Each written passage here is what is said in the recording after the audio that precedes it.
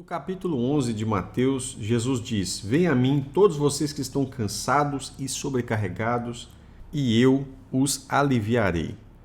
Tomem sobre vocês o meu jugo e aprendam de mim, porque sou manso e humilde de coração. E vocês acharão descanso para a sua alma. Quando Jesus fala sobre o descanso, ele está dizendo: Eu sou o descanso de vocês. Logo a seguir, no capítulo 12, o assunto é o dia do descanso, o sábado. A Bíblia diz que, naquele tempo, num sábado, Jesus passa pelas plantações de cereais e os discípulos dele estavam com fome. Eles começam então a colher espigas e comer. E então os fariseus, vendo isso, dizem para Jesus: Olhe, os seus discípulos estão fazendo o que não é permitido fazer num sábado.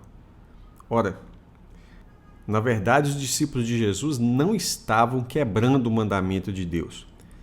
Os fariseus que tinham as suas tradições, que muitas vezes iam na contramão da lei de Deus e exigiam que os outros também cumprissem essas suas tradições. Jesus então dá o exemplo de Davi quando ele vai no tabernáculo com alguns homens que estão tendo fome. E então o sacerdote vai dar para aqueles homens o pão sagrado. E Jesus também dá outro exemplo de que nos dias de sábado, os sacerdotes eles trabalhavam e ficavam sem culpa. Afinal de contas, o templo ou o tabernáculo funcionavam também nos dias de sábado. E como ninguém poderia trabalhar, eles iam oferecer oferta ao Senhor. No entanto, naquele dia, os sacerdotes deveriam estar trabalhando, mas não ficavam culpados disso. Então Jesus diz: Pois eu lhes digo que aqui está quem é maior do que o templo. Nesse momento, Jesus se coloca maior do que o templo e os fariseus certamente precisavam se assustar ao ouvir essa mensagem. Porque se Jesus é maior do que o templo, e o templo, na mente deles, é a casa de Deus, é o local mais sagrado que eles tinham, Jesus é maior do que tudo isso. Mas aí ele continua dizendo: Mas se vocês soubessem o que significa quero misericórdia e não sacrifício, não teriam condenado inocentes. Eu não sei se você se lembra, mas em Mateus 9, Jesus já tinha falado isso com os fariseus, quando ele diz: Os sãos não precisam de médicos, e sim os doentes. Vão e aprendam o que significa quero misericórdia e não sacrifício. Esse texto está em Oséias capítulo 6. No devocional de Mateus 9, nós falamos um pouco mais detalhado sobre esse texto de Oséias também. E para justificar o porquê ele tinha dito que ele é maior do que o templo, ele diz: Porque o Filho do Homem é o Senhor do sábado. E ser Senhor significa que ele que é o dono. Afinal de contas, quem é o Senhor do sábado? Em Ezequiel 20:20, o Senhor diz: Santifiquem os meus sábados. Eu sou o Senhor, seu Deus. Então, quando Deus diz os meus sábados, ele está dizendo que os sábados são dele, de Deus. Por isso Jesus fala que ele é o Senhor do sábado. Jesus vai dizer que o Filho do Homem é o Senhor do sábado. Isso está dizendo que ele é maior do que o templo e ele é o dono do sábado. Ele é Deus. Essa é uma das maiores declarações da divindade de Cristo dita por ele mesmo. Então Jesus sai dali e entra numa das sinagogas dos fariseus, e ali estava um homem que tinha uma das mãos ressequida. Então eles perguntaram a Jesus com a intenção de acusar ele: É permitido curar no sábado? E Jesus diz: Quem de vocês será o homem que, tendo uma ovelha e num sábado ela cair numa cova e você não vai fazer todo esforço para tirá-la dali? Ora, quanto mais vale um homem do que uma ovelha? Logo, é permitido no sábado fazer o bem. Jesus disse para o homem: Estenda a sua mão. Na hora que ele estendeu a mão, ela foi restaurada e ficou sã da mesma forma que a outra. Mas os fariseus saíram dali procurando um meio de conspirar contra Jesus, para ver como iriam matar ele. Jesus sabia disso, então ele sai desse local, mas muitas pessoas seguiram Jesus e ele curou todas essas pessoas. Mas ele advertia para que eles não saíssem contando para todo mundo, isso é, para que não o expusessem à publicidade. E por que Jesus fazia isso?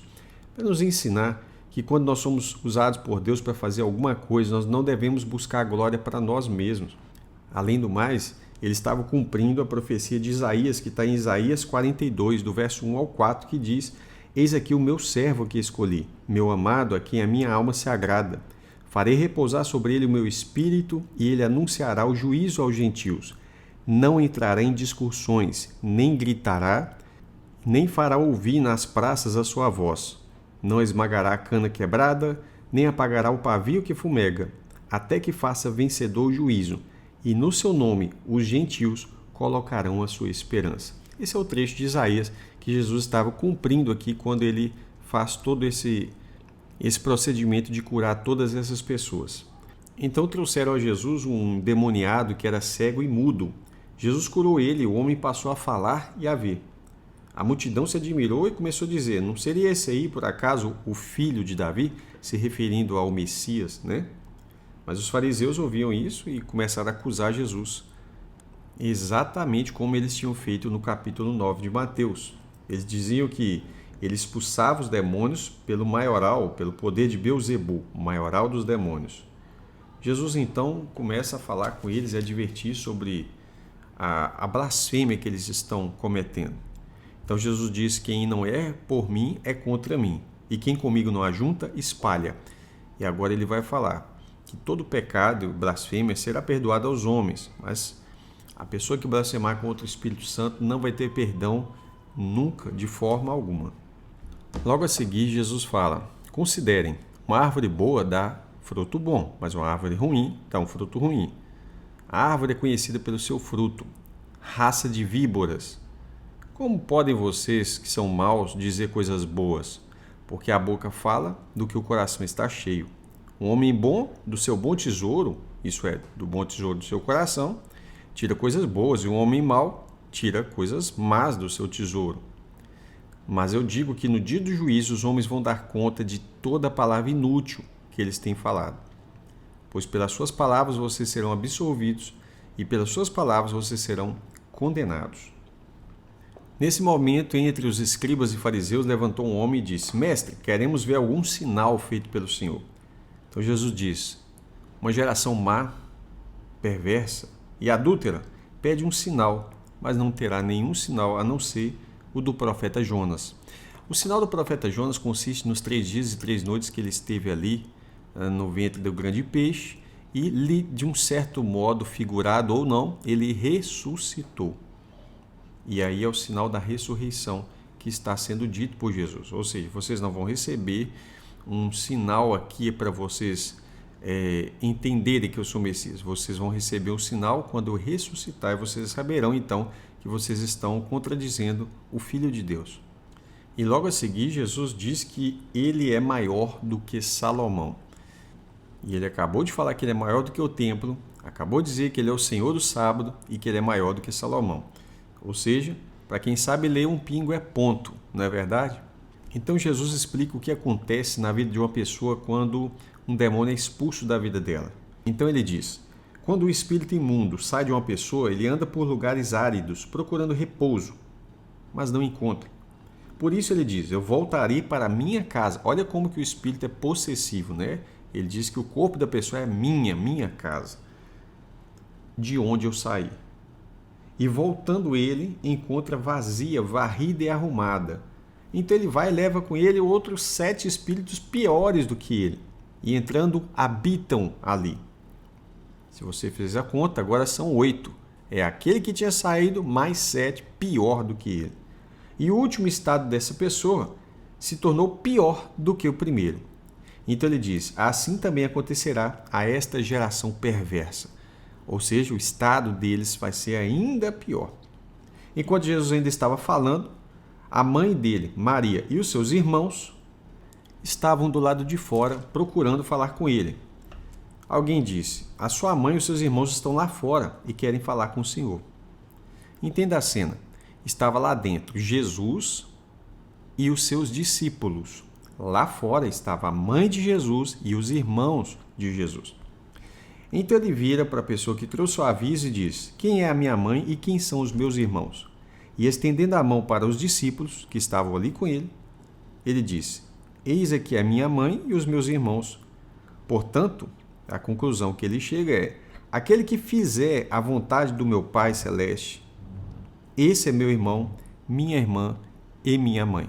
E esse capítulo mostra claramente que Jesus teve irmãos. Se você lembra de Mateus capítulo 1, verso 25, diz que José não teve relações com Maria enquanto ela não deu à luz ao filho a quem pôs o nome de Jesus. Ou seja, José respeitou a virgindade de Maria até que ela tivesse o filho chamado Jesus, o primogênito. Mas José era esposo de Maria e não há nada de errado em uma mulher casada, honrada, ter relações com o seu marido. Pelo contrário, é um mandamento, certo? E então ela teve outros filhos que são os irmãos de Jesus, que nós vimos aqui agora em Mateus 12. Espero que você tenha gostado desse devocional. Que Deus te abençoe. Até a próxima oportunidade, se Deus quiser.